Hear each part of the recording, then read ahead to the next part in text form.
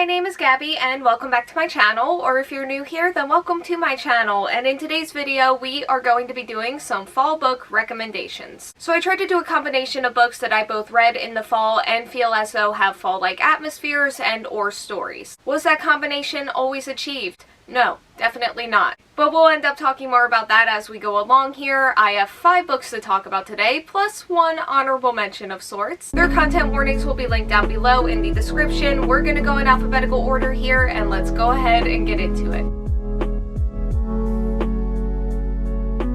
So the first recommendation that I have for this video is Black Sun by Rebecca Roanhorse and also Fevered Star, which is the sequel. So these are books 1 and 2 of the Between Earth and Sky trilogy, and it's inspired by the civilizations of the pre-Columbian Americas. The story takes place in a city called Tova around the time of the winter solstice, which is usually a time for celebration and renewal. Or it would be, but the solstice this year is around the same time as a solar eclipse, which according to the Sun Priest signifies an unbalancing of the world. At the same time, a ship begins its adventure toward Tova carrying a seemingly harmless passenger, but the captain does have her suspicions about him. So Black Sun was a book that I read last November, and I knew that things were meshing well, but I did not realize how much I love this series for the fall specifically until I read Fevered Star this past summer. This is just one of my favorite series to get lost in because I feel like the world and the characters and the politics and the dynamics are all so interesting. And I do feel like some aspects of the story and the atmosphere actually do lean into fall territory for me, which only furthers my excuse to go ahead and put this series in this video. I will say this is not really a series that I've loved everything about. We get a lot of point of views and some of them have worked better for me than others, and what emotion goes with whose point of view can definitely vary depending on which book it is and depending on what's going on in the story, since there have been some parts of this story that have been more engaging for me than others. But my mind also really loves to engage with this series when that happens. It loves to just learn about this world, and in Fevered Star it actually got really attached and had some fun with the characters. This is just a series that I think about a lot, even when I'm not like actively reading it, and that feeling just gets intensified around the fall. So next up is Cemetery Boys by Aiden Thomas. This follows our main character Yadriel, who wants to prove that he is a real brujo to his family who have problems accepting his gender. Due to this, he and his cousin perform the needed ritual themselves as they set out to free the ghost of his cousin who was recently murdered. However, instead of his cousin, he accidentally summons the ghost of his high school's bad boy. Left with little choice, Yadriel agrees to help him find out what happened to him, but the more time that they spend together, the less he wants him to leave. I honestly cannot imagine a world where I don't use this video to recommend this book. Not only did I read it in the fall last year, but everything about this story just fits so well in the season, and it checks so many boxes for me when it comes to like media that I love consuming during the fall. It had such an amazing atmosphere in general, but also, you know, for the fall. And I also really love the humor and the characters and also the romance. This book just stole my heart right away and I never wanted to put it down, and I also always want to reread this series. I wanted to reread it immediately as soon as I finished it, and that is a feeling that has never left me even in non-fall seasons. It broke me out of a super intense reading slump, saved my reading year last year along with Black Sun and Raybearer by Jordan E. Flaco, and it has completely solidified itself as an all-time favorite for me. And hopefully the Sunbearer Trials by Aiden Thomas will also be on a list like this for me someday, and I do think that it will be because that book sounds amazing,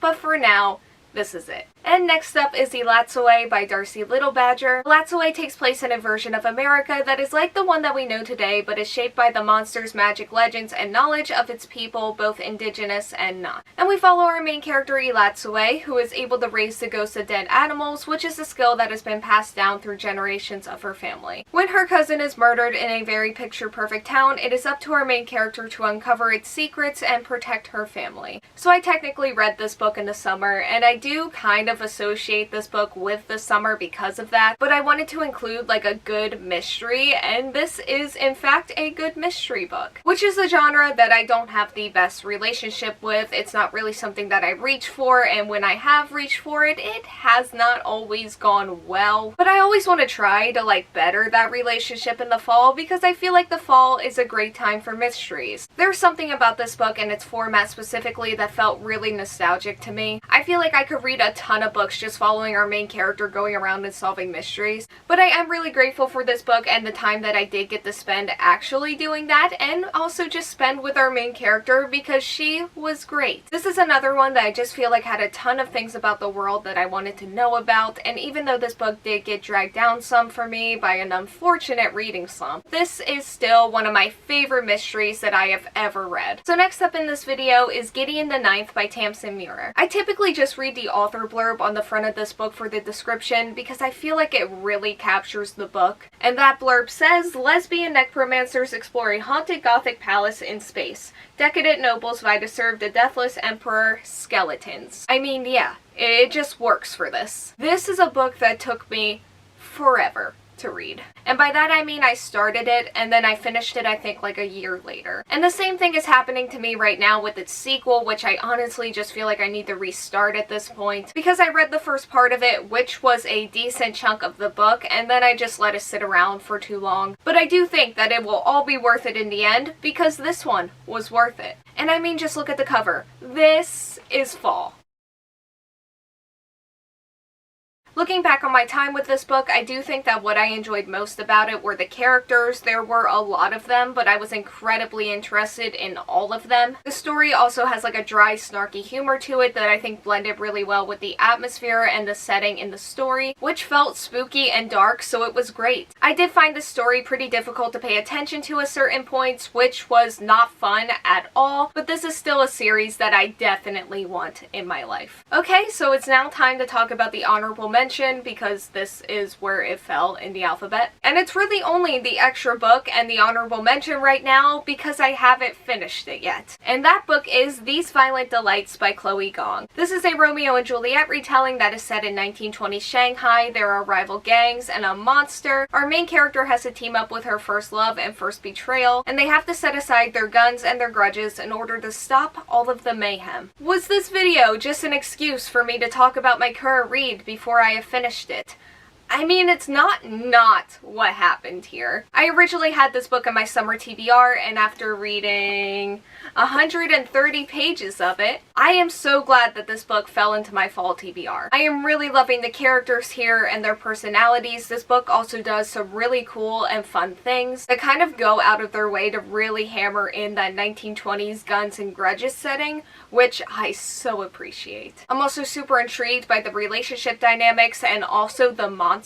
I wasn't expecting to be as disturbed as I am by it with just what has happened within the story so far, but I am, and I both hate and love this book for that. Because it can get pretty grotesque, but like, that's what I want. And even if I'm a little bit mad that I had to read it, it's like in a fun way. I mean, I do have a ton of this book left, but this is such a strong start, and I am so happy that I am finally getting into this series. And the final book that I'm going to be talking about today is This Poison Heart by Kalynn Bayron. This follows our main character who has a hidden power over plants. When she inherits a house from her birth mother, she also gains a space to test out her powers. But as she begins to bring the garden back to life, she uncovers that she has also inherited a dark secret, and her ancestors are not going to let her be until she accepts that she is the keeper of the dark power of the poison garden. This is another one that, like Elatsoe, I read it in the summer, and also, like Elatsoe, one of my favorite things about this story were the mystery elements. I really love how this book incorporated those. And honestly, there's not a lot here that I didn't love. This book has a really nice supernatural and spooky atmosphere to it, and I really enjoyed all of the reveals and just following along with our main character's journey. I really enjoyed her in this story, and I love seeing all of the relationships that she both had at the beginning of the book and the ones that she formed throughout the story. There are adorable and fun dynamics, and then also really complex dynamics, and then also kind of a mix of the two. And then I also really enjoyed the romantic elements, and I just really like that character in general. This was another one that I just got so lost in, and I never wanted to put it down. It's definitely one of my top books that I've read so far this year. This story may take place in the summer, but I couldn't stop thinking about reading it in the fall. So that is what I am aiming for with the sequel, because I need that sequel in my life. Okay, so that is all I have for today's video. Thank you all so much for watching. Like, comment, subscribe, hit the bell, and answer a question that'll be around here